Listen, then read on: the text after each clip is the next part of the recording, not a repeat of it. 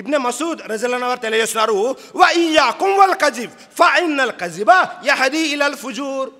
ఈ పాపంలోనే ఒక భాగం ఏమిటంటే, మీరు ఒక పాపం చేశారు అంటే ఏమవుతుందో తెలుసా, మరొక పాపం చేయడానికి అల్లాహ్ ద్వారాలు తెరిచేస్తాడు. దైవప్రవక్త ముహమ్మద్ సల్లల్లాహు అలైహి వసల్లం తెలియజేశారు, అబద్ధం చెప్పడంలో జాగ్రత్త వహించండి. ఎందుకని? ఆ అబద్ధం మిమ్మల్ని పాపం చేయాలా చేస్తుంది, ఆ పాపం మిమ్మల్ని నరకానికి తీసుకువెళ్తుంది. మీరు ఒక చిన్న అబద్ధం ఆడారు, ఆ అబద్ధం ఏం చేస్తుంది, పాపానికి దారి తీస్తుంది, ఆ పాపం కాస్త నరకానికి తీసుకువెళ్ళిపోతుంది. దైవప్రవక్త ముహమ్మద్ సల్లల్లాహు అలైహి వసల్లం స్పష్టంగా తెలియజేశారు.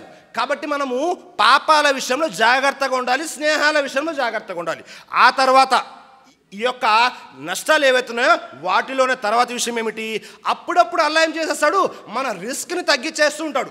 ఒక వ్యక్తి శాయశక్తుల ప్రయత్నం చేస్తుంటాడు, ఎలాగైనా సరే నేను నా కుటుంబీకులకి మంచి ఆహారం తినిపించాలి, మంచి స్థాయిలో పెట్టాలి అని. కానీ ఎంత ప్రయత్నం చేసినా ఆ వ్యక్తికి విజయం అనేది రాదు, ఇహలోకంలో సంపాదించలేకపోతుంటాడు.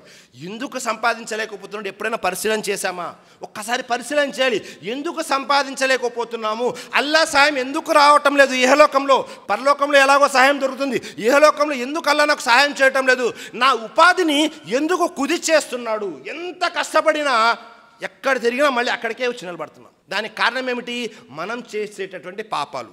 ఆ తర్వాత విషయం అదేమిటి, జీవితంలో ప్రశాంతత అనేది ఉండదు, సుఖం అనేది ఉండదు. ఎంత కష్టపడినా ప్రతిరోజు తెల్లవారిన కాడ నుంచి సాయంత్రం వరకు ఆందోళన, టెన్షన్ టెన్షన్ టెన్షన్, ఎక్కడ చూసినా టెన్షన్ లైఫే ఉంటుంది వాళ్ళకి. జీవితంలో ప్రశాంతత అనేది ఉండదు, ఆందోళనగా ఉంటారు. ఎప్పుడు ఏ ఫోన్ వస్తుందో, ఎప్పుడు ఏ ఆపద వస్తుందో, ఎప్పుడు ఎవరు ఫోన్ చేస్తారు, ఇదే ఆలోచనలో ఉంటారు. జీవితం అంతా కూడా ఆందోళనలో ఉంటారు. అల్లాహు అక్బర్. మరీ ముఖ్యంగా మరొక విషయం ఏమిటో తెలుసా, మనము చూస్తుంటాము సమాజంలో ఈ పాపాల యొక్క ప్రభావం ఎంతగా పడుతుంది అంటే, చాలామంది వారి యొక్క ఇళ్లల్లో వారి భార్యలు ఎవరైతే ఉన్నారో వారు కూడా విధేయులుగా తయారవుతూ ఉంటారు. సలఫ్ ఏం తెలియజేశారు అంటే, అప్పుడప్పుడు ఇంటి వారు స్వతహాగా ఇంటి యజమానికి అవిధేయులుగా తయారవుతారు. అంతేకాదు మూగ జీవాలు ఎవరైతే ఉన్నాయో, ఆ కాలంలో ఏముండేవి, గుర్రాలు ఉండేవి. ఆ గుర్రాలు వారి యొక్క యజమానుల మాట వినేవి కాదు. ఒకసారి వెళ్ళి చెప్పడం జరిగింది, దైవప్రవక్త వారికి ఒక యజమాని తీసుకువెళ్ళాడు తన గుర్రాన్ని. తీసుకువెళ్ళి అడగడం చెప్పడం జరిగింది, ఏమంటే నా గుర్రం నా మాట వినడం లేదు.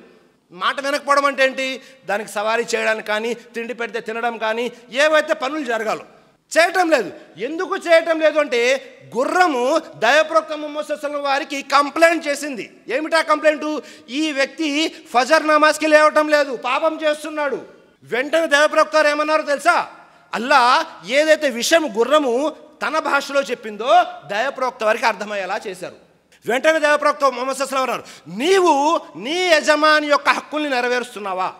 నీవు దాసుడవి, నీ యజమాని యొక్క హక్కుల్ని నెరవేరిస్తే నీ యొక్క గుర్రం ఏదైతే ఉందో అది నువ్వు చెప్పిన నీ హక్కుల్ని నెరవేరుస్తుంది. అల్లాహ్ అక్బర్. మనము పాపం చేయడం వల్ల ఇంట్లో భార్య, పిల్లలు లేకపోతే తల్లిదండ్రులు ఇంటి యజమానికి అవిధేయులుగా తయారవుతారు. అలాగే మూగ జీవాలు ఏవైతే ఉన్నాయో అవి కూడా మన మాట వినవు. ఒకవేళ పుణ్యం చేస్తే వారు కూడా మన మాట వింటారు.